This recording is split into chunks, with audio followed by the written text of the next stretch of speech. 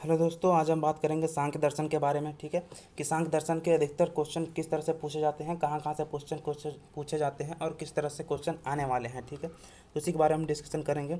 Channel पे हमारे नए हैं तो सब्सक्राइब जरूर कर लीजिएगा। सबसे पहला क्वेश्चन बनता है कि सांख्य दर्शन के प्रवर्तक कौन है। ठीक है, तो सांख्य दर्शन के प्रवर्तक कौन है? कपिल हैं। ठीक है, तो विशेष ध्यान दीजिएगा, सांख्य दर्शन के प्रवर्तक कौन माने गए हैं? कपिल माने गए हैं। ठीक है, सांख्य दर्शन के जो प्रवर्तक माने गए हैं वो कपिल है। ये लिखा हुआ है कपिल, सांख्य दर्शन के प्रवर्तक कपिल हैं। ये पहला क्वेश्चन जो अधिकतर जगह पूछा जाता है कि इनके प्रवर्तक कौन है। दर्शनों के जितने भी 6 दर्शन आस्तिक हैं, 3 दर्शन नास्तिक है, उनके अधिकतर क्या पूछे जाते हैं? इनके प्रवर्तक पूछे जाते हैं और प्रकरण ग्रंथ के प्रवर्तक पूछ लिए जाते हैं, तो अधिकतर जगह। ठीक है, तो सांख्य दर्शन के प्रवर्तक कौन है? कपिल है। अब देखते हैं सांख्य परंपरा के आचार। सांख्य परंपरा में जैसे कोई भी चीज़ें लिखी जाती है, उसमें उसको आगे बढ़ाने के लिए बहुत सारे आचार अपने कालक्रम के अनुसार बदलते जाते हैं। ठीक है, क्योंकि एक अवधि के बाद किसी दूसरे को सत्ता मिलनी जरूरी होती है, जिससे उसका प्रचार प्रसार बढ़ता रहे। तो सांख्य दर्शन जो था शुरुआत में, तो जब प्रवर्तक था, यानी कि शुरुआत जो हुआ वो कपिल के हुआ। ठीक है, किसके अनुसार हुआ? किसके समय में हुआ था? कपिल के समय में हुआ। उसके बाद आसुरी हुए, आसुरी के बाद पंचसिक हुए, ईश्वर कृष्ण हुए। इसी तरह से क्रम चलता रहा। ठीक है, इसी तरह से क्रम चलता रहा।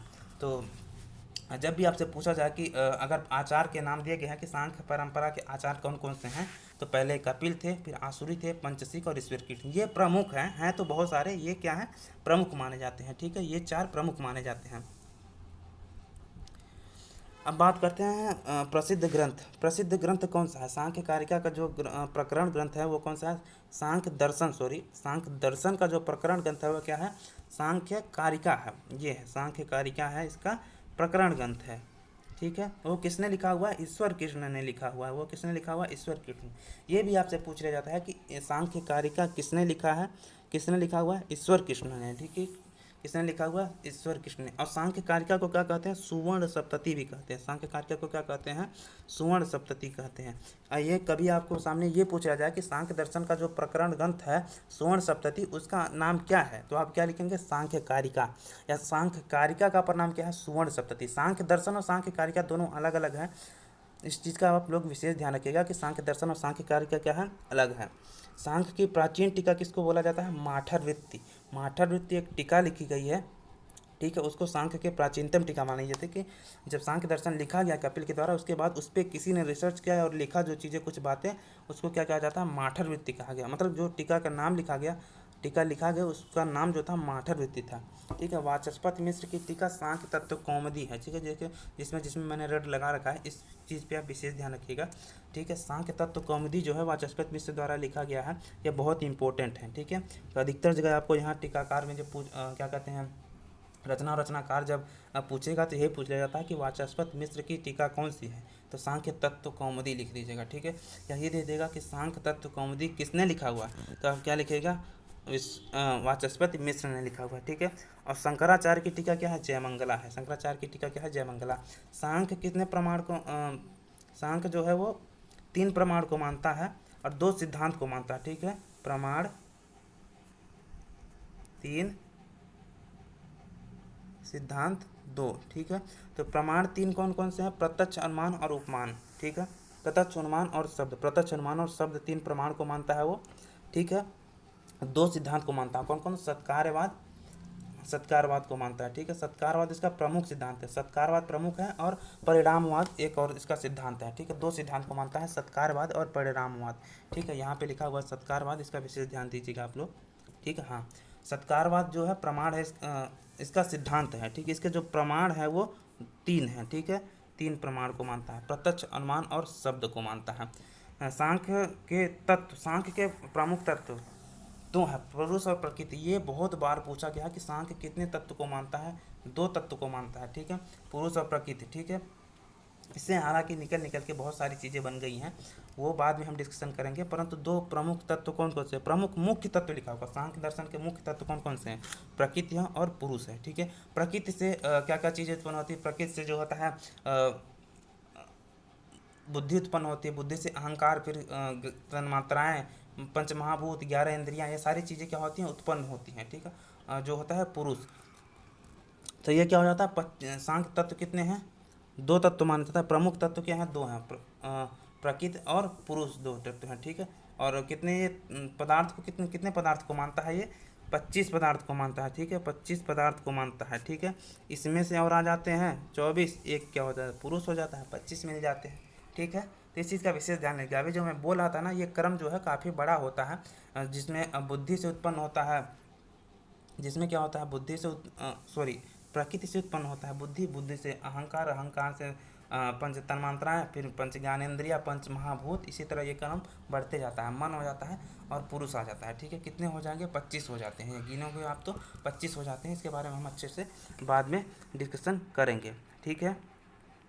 अब हम बात करते हैं दुख निवृत्ति का कारण क्या होता है। दुख निवृत्ति का कारण क्या होता है, व्यक्ता व्यक्त विज्ञानात्, ठीक है। दुख निमित्त का कारण क्या बताया, क्या व्यक्ता व्यक्तज्ञ विज्ञानात् क्या हो जाता है, दुख निवारण का कारण माना जाता है। यहाँ पे जो मैं बोल रहा था, ऊपर जो सारी चीज़ें मैं बता रहा था, वो आपको यहाँ पे सारी चीज़ें दी गई हैं, ठीक है, जो कि बहुत इंपॉर्टेंट है। इस चीज़ में अगर कुछ भी डाउट हो तो आप कमेंट करके ज़रूर पूछिएगा, क्योंकि क्वेश्चन जो है इन्हीं में से बनने वाला है, ठीक है। ऑप्शन जो बनने लायक क्वेश्चन होते हैं यही होता है। सांख्य के तत्व कितने होते हैं, प्रमुख मुख्य तत्व कौन कौन से होते हैं, पुरुष और प्रकृति। पुरुष के अंदर बाकी सारी चीज़ें आती हैं, 24 एक हो जाता है पुरुष, कितने हो जाएगा 25 तत्व, ठीक है, 25 तत्व। अब 25 तत्व को देखो कैसे बनाया गया है यहाँ पे। 25 तत्व जो मैं बोल रहा था, पंच तन्मात्रा, पंच ज्ञानेंद्रिय, पंच महाभूत, ये सारी चीज़ें देखो यहाँ पे मैं आपको पता चलेंगे।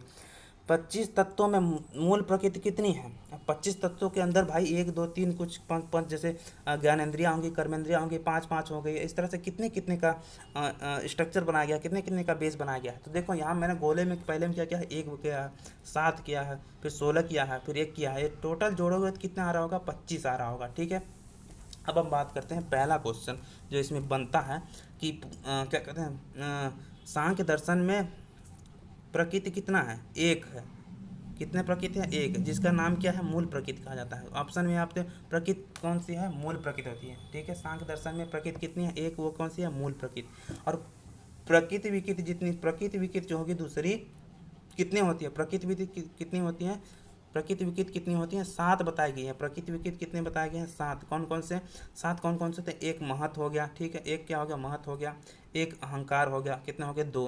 अब पंच मात्राएं 5, ये हो गया 5, ये 1 हो गया और 1, कितने हो गए 7, ये देखो 7, ठीक है। पूर्व प्रकृति विकृति कितना हो गया, 7 हो गया, प्रकृति विकृति कितना हो गया 7। इस चीज़ को रट लीजिए, पूछा जाएगा, जाहिर सी बात है। विकृति कितनी होती है, विकृति कितनी होती है 16 होती है, विकृति कितनी होती है 16, जिसमें पंच ज्ञान, पंच कर्म, पंच महाभूत और मन आ जाता है, ठीक है। 5 5 5 प्लस 1 कितने हो गए, 5 5 10 5 3 15 1 16 हो गए, ठीक है। ये कितने हो जाएगा 16, और ये 16 क्या हो जाते हैं, विकृति माने जाते हैं, ठीक है। अब बात करते हैं, ये तो हो गया कि हाँ यार सही कहा आपने कि भैया आपने जो बताया था सांख्य तत्व कितने, सांख्य के तत्व कितने हैं 25 हैं, उसमें तो एक हो गई मूल प्रकृति, जिसको प्रकृति कहा जाता है, प्रकृति भी कहा जाता है, ठीक है, मूल प्रकृति होगी। अब प्रकृति में कि देखो जो वहाँ पे प्रकृति बताया जा रहा था ना, देखो यहाँ पे जो प्रकृति बता रहा था ना, मैं बोला था ना 24 आपको प्रकृति मिल जाएगी, ये 24 24 और पुरुष कितने मिल जाएगा 1, दोनों मिला के कितने हो जाएंगे 25, ठीक है। अब यही जो पुरुष है यहाँ नीचे बताया गया है, पुरुष 1 बताया गया है, तो 1 तो हो गया। प्रकृति जो होती है वो 3 प्रकार की बताई गई है यहाँ पे, देखो प्रकृति जो होती है 3 प्रकार की बताई गई, एक हो गया मूल प्रकृति, एक हो गया प्रकृति विकृति, एक हो गया विकृत। तो मूल प्रकृति जो होता है, जो लोग पढ़ रहे हैं, पढ़े होंगे सांख्य दर्शन का थोड़ा सा भी परिचय ना बुक में, उन्हें सारी चीज़ें समझ में आ रही होंगी। रैपिड मतलब जो रैपिड फायर होता है, इंस्टेंट रिएक्शन वाले या इंस्टेंट उत्तर देने वाला, वही चीज़ चल रहा है कि अगर आपने पढ़ा होगा तो सारी चीज़ें आपको समझ में आ रही होंगी, ठीक है। मूल प्रकृति जो हो गई वो 1 हो गई, ठीक है। मूल प्रकृति कौन सी हो गई, 1 हो गई। इन 25 तत्वों में मूल प्रकृति कितनी है, 1 है, ठीक है, 1 मूल प्रकृति है। प्रकृति विकृति 7 है, विकृति कितनी है 16 है, और 1 पुरुष हो गया। 1 पुरुष कौन कौन से होते हैं, न प्रकृति न विकृति, तो क्या कहा गया पुरुष, न प्रकृति न विकृति सृष्टि, न प्रकृति न विकृति पुरुष, न प्रकृति न, हाँ न प्रकृति न विकृति क्या हो जाता है, पुरुष हो जाता है। इसको अगर हालांकि इसमें सीधे सीधे लिख दिया है, इसको बाद में हम कभी बात करेंगे, जब अच्छे ढंग से विस्तार पूर्वक वर्णन करेंगे इसका, तब हम जानेंगे, ठीक है। एक भी चीज़ नहीं छोड़ेंगे, जितनी सारी चीज़ें बता रहे हैं ना सब एकदम डीपली बताएंगे। अभी बस जो एग्ज़ाम के लिए पढ़ रहे हैं उनके लिए सारी चीज़ें हैं कि आपको 10 मिनट में सारा चीज़ का रिवीजन हो जाएगा, ठीक है। तो अधिकतर चीज़ें यही थी सांख्य दर्शन के अनुसार, सांख्य दर्शन में जो चीज़ें होती हैं यही थी। कोशिश करता हूँ कि आपको सारी चीज़ें पसंद आई होंगी। चैनल पे हमारे नए हैं तो सब्सक्राइब जरूर कर लीजिएगा। अब बेल